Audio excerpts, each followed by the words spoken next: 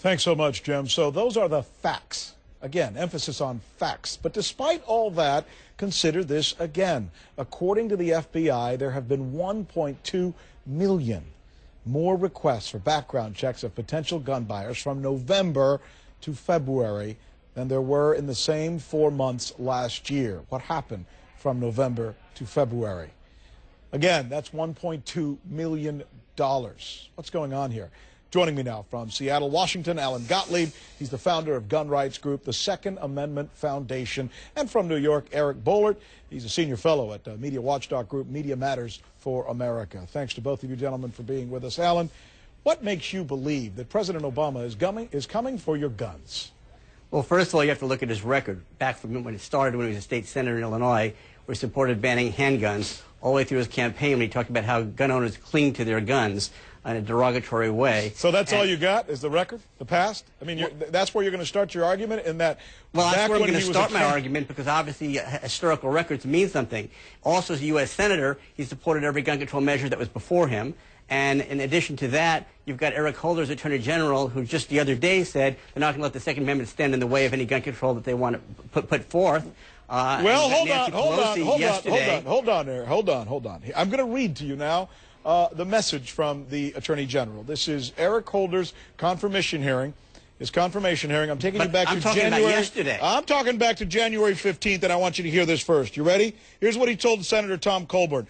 This administration has no intention of doing anything that would affect a state's regulation of firearms. Who can carry a firearm? There is nothing that we have discussed, nothing that is in planning, nothing that I can imagine that we're going to be doing in that regard. Those are the man's words. Okay, but if you notice, he referenced state regulation. He didn't say federal laws. He didn't say new federal laws.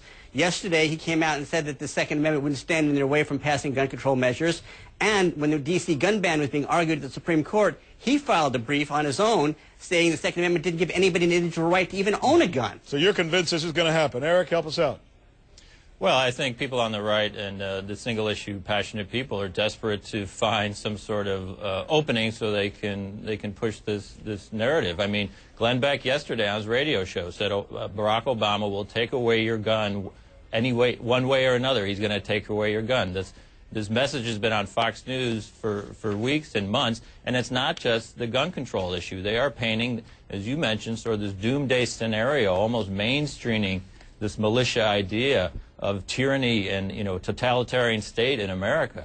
Alan, what do you think of that? Incredibly irresponsible to be doing. Alan, what do you think of that? Because, just about any independent person who looks at some of this coverage that we've been seeing, not just on Fox News, but on other places as well, it seems alarmist. It almost seems like, well let me leave it at that. I think the alarming thing is not that there's a doomsday scenario, but there's no doubt that nobody can argue that the government isn't growing at alarming rates, at record levels of spending, or record levels of control. It grew during the Bush administration. Where were your concerns then? I had concerns then, too, but they're not growing at the alarming rate that they are right now. Government regulations, controls, everything on individuals in this country is significantly going in the direction of more and more government. Nobody can deny that. And, of course, that goes right into the argument of more and more gun control as well when government wants to regulate people.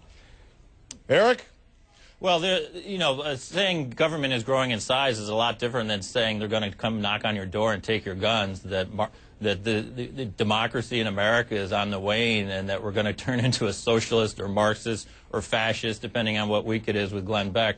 That's quite a leap. And, again, it's incredibly irresponsible. We've never seen, a television news outfit sort of exploit these kind of fears before, and they're doing it on a daily basis. And again, they're basically mainstreaming this militia movement and this militia rhetoric. It's wildly. I like how you're using the word militia. I mean, you're trying to label everybody as militia as being, evil, crazy people out there.